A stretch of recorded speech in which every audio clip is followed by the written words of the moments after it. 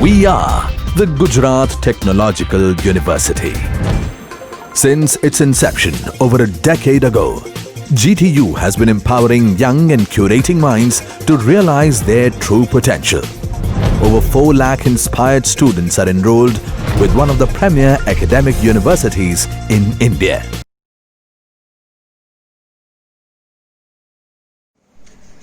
Okay, good morning friends. Again we are here for the GTU sum. It is the sum of 29/5/2015, question number 3A or 1. Suppose that you hold a piece of land in the city of the London that you may want to sell in 1 year. As a US resident, you are concerned with the dollar value of the land. Assume that if the British economy booms in the future, the land will be worth 2,000 pound and 1 British pound will be worth $1.40. If the British economy slows down, on the other hand, the land will be worth less, say of 1,500 pound, but the pound will be stronger, say $1.50 per pound. You feel that the British economy will experience a boom with 60% probability and slow down with the 40% probability.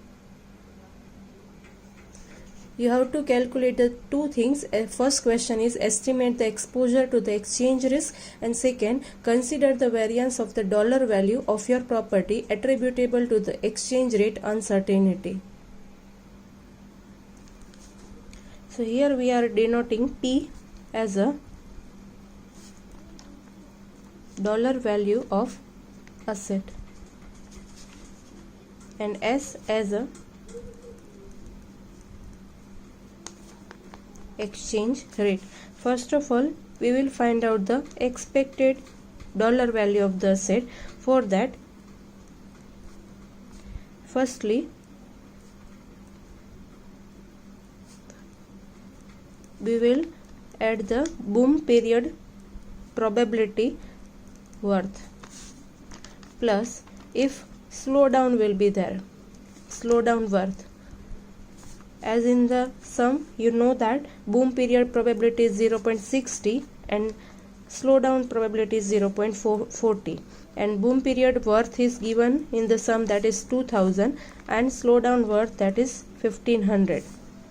So it is 1,200 plus 600, so it is 1,800 expected dollar value of the asset.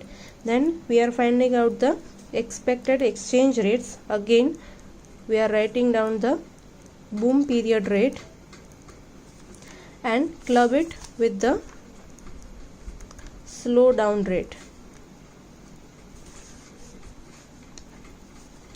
So the boom period rate is 0.6 into 1.40. It is again given in the sum 1.40, right? And slowdown probability is 0.40 and rate is 1.50. So it is 0.84 plus 0.60, so it is 1.44. Now we are finding out the variance, right, for the exchange rate. The formula will be Pi into Si minus S bar whole square. So for both the periods, for the boom period and the slowdown period, we will find out the variance and then we will club it. So in the boom period, probability is 0.60. At that time, exchange rate is 1.40, but the expected rate we had find out, that is 1.44 whole square plus slowdown periods probability is 0.40. At that time, exchange rate is 1.50 minus we had find out the average average exchange rate 1.44 whole square. So the answer will be 0.0024. Now we are finding out the covariance of dollar value of assets and the exchange rate. That will be Pi into bracket Pi minus P bar Si minus S bar. So probability of the boom period will be 0.6. Pi, that is the value, is 2,000 minus average value is 1,800 that we had calculated. Then 1.4, that is exchange rate, minus 1.44, that is average exchange rate, plus during the slowdown probability is 0.4, dollar value is 1500, average dollar value is 1800, exchange rate is 1.50, average exchange rate is 1.44, so that is minus 4.8 plus into bracket minus 7.2, so the answer will be minus 10. It means there is a negative covariance between the two. Finally, we are finding the value of the B, that is our slope, that is covariance of the dollar value and the exchange rate divided with the variance. Covariance is, that is minus 12, variance is 0.0024. So the final value of the slope is minus 5000 in terms of the pound.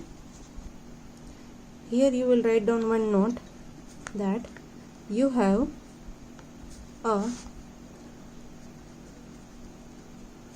negative exposure as the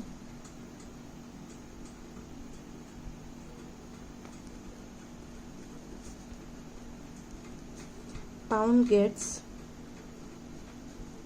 stronger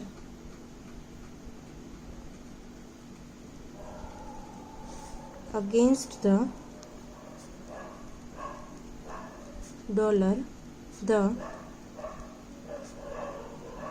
dollar value of your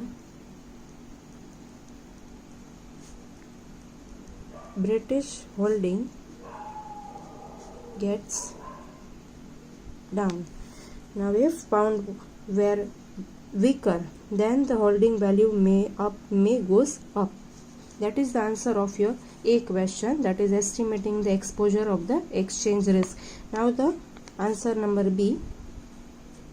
Here you will make the square of the slope and variance.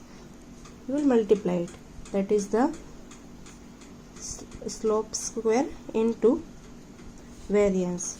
So that is minus 5000 whole square into 0.0024. So the answer is $60,000.